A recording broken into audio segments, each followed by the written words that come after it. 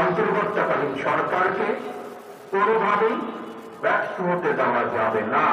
কার্যক্রম সকলের কাছে হয়তো সাফল্য হিসাবে বিবেচিত নাও হতে পারে, কিন্তু এটি আমাদের প্রত্যেককে মনে রাখতে হবে, এই সরকারের ব্যর্থতা আমাদের সকলের ব্যর্থতা, বাংলাদেশের পক্ষে গণতান্ত্রিক জনগণের ব্যর্থতা। সুতরাং অন্তর্বর্তীকালীন সরকারকে কোনোভাবেই ব্যর্থ হতে দেওয়া যাবে না।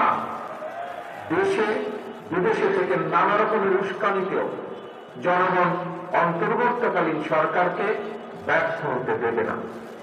তবে অন্তর্বর্তীকালীন সরকার যাতে নিজেরাই নিজেদের ব্যর্থতার কারণ না হয়ে দাঁড়ায়, সে ব্যাপারে তাদেরকেও সতর্ক থাকতে হবে।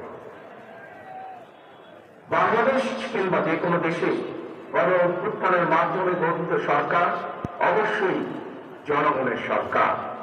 তাই জনগণ অন্তর্বর্তীকালীন সরকারের প্রতি সহযোগিতা অব্যাহত রেখেছে, রাখবে। তবে কোন এক পর্যায়ে অন্তর্বর্তীকালীন সরকারের জবাবদিহিতাও কিন্তু নির্বাচিত সংসদের মাধ্যমেই নিশ্চিত করা হয়।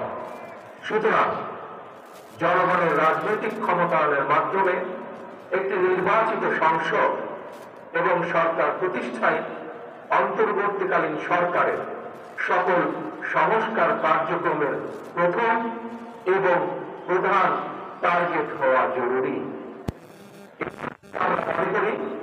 অগ্রাধিকার ভিত্তিতে জনগণের ভোটে নির্বাচিত প্রতিনিধিদের দ্বারা জবাবদিহিমূলক সরকার এবং সংসদ প্রতিষ্ঠার লক্ষ্যকে সামনে রেখেই সংস্কার কার্যক্রম এগিয়ে নেওয়া দরকার।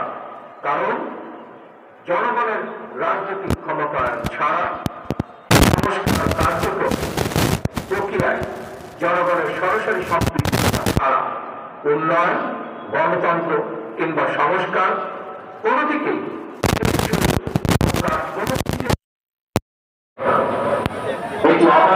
সুষ্ঠু এবং নিরপেক্ষ ঘটায়।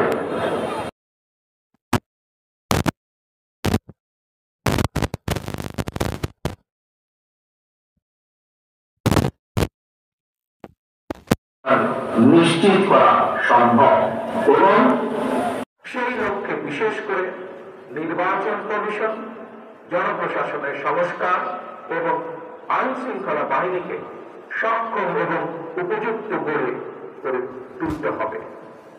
অগ্রাধিকার ভিত্তিতে পদক্ষেপ নিতে হবে। অন্তর্বর্তীকালীন সরকার ইতিমধ্যে বেশ কিছু ক্ষেত্রে সংস্কার কার্যক্রম হাতে নিয়েছে।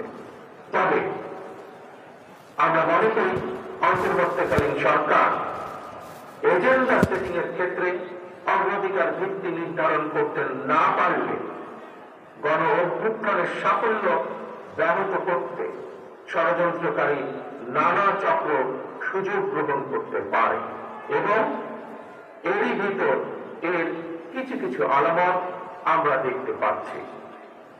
প্রিয় দেশবাসী, এবারে গণ অভ্যুত্থানের চরিত্র অতীতের যে কোনো গণ অভ্যুত্থানের চেয়ে ব্যতিক্রম। কেন ব্যতিক্রম? কারণ পলাতক স্বৈরাচারের অবৈধ শাসনকালে সকল গণতান্ত্রিক অধিকার, মানবাধিকার হারিয়ে জনগণ পরাধীনতার শৃঙ্খলে আবদ্ধ হয়ে পড়েছিল। এমনকি হুমকির সম্মুখীন ছিল দেশের স্বাধীনতা ও সার্বভৌমত্ব।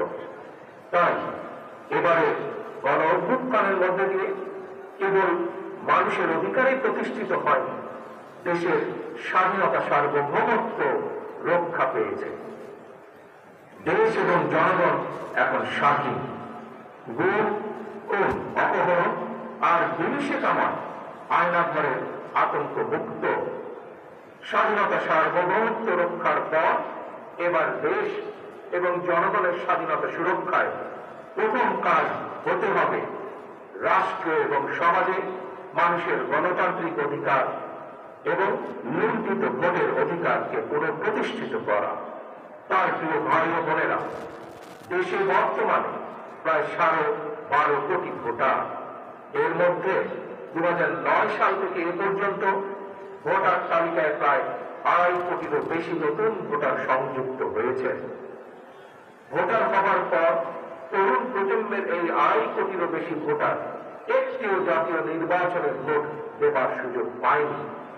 ভোট দিয়ে তারা তাদের কাঙ্ক্ষিত জনপ্রতিনিধি নির্বাচন করতে পারে, অথবা তাদের নিজেরাও কেউ ভোটে নির্বাচিত হয়ে জনগণের প্রতিনিধিত্ব করার সুযোগ পায়।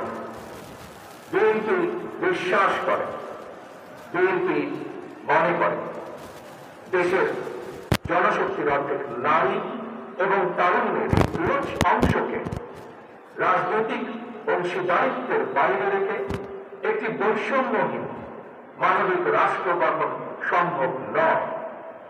সংবিধান কিংবা প্রবিধানে যাই থাকুক, জনগণের রাজনৈতিক এবং অর্থনৈতিক ক্ষমতা নিশ্চিত করা না গেলে, সংস্কার প্রক্রিয়ায় জনগণকে সম্পৃক্ত করা না গেলে শেষ পর্যন্ত কোনো সংস্কার কার্যক্রমেরই কার্যকরী ফল পাওয়া যাবে না।